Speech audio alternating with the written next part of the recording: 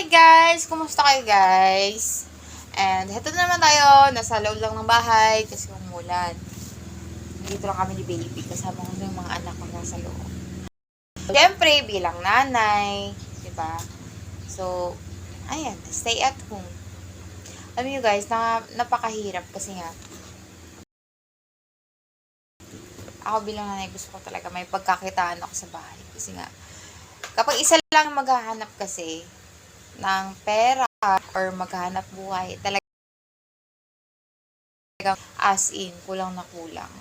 That's the reality. Pero, sana pala rin tayo na magkaroon ako ng kahit papaano ng palit na negosyo guys. Gustong gusto ko talaga guys. Kasi nga ang hirap guys.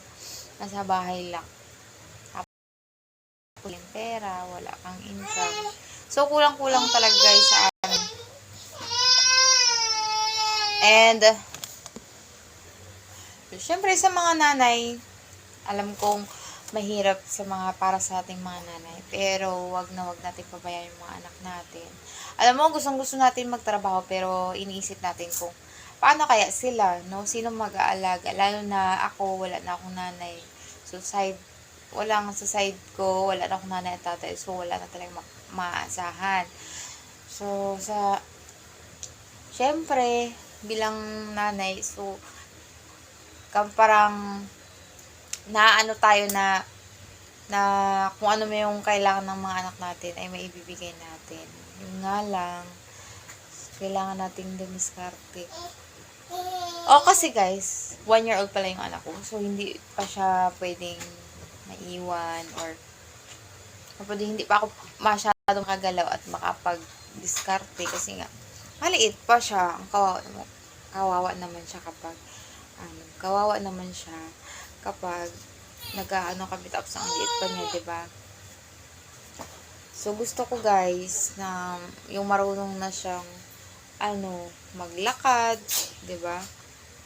So, medyo hindi na tayo mahirapan. Makakapag-diskarte na tayo.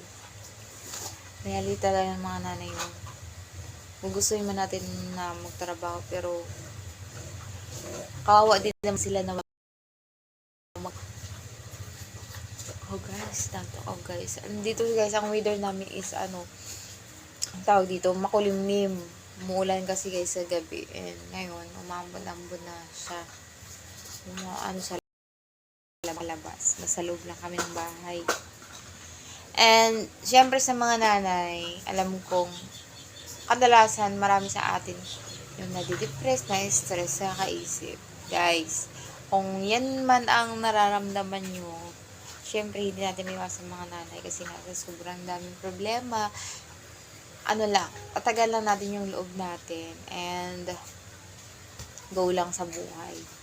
And wag mong hayaan yung sarili mo na lalamunin ka ng negative energy.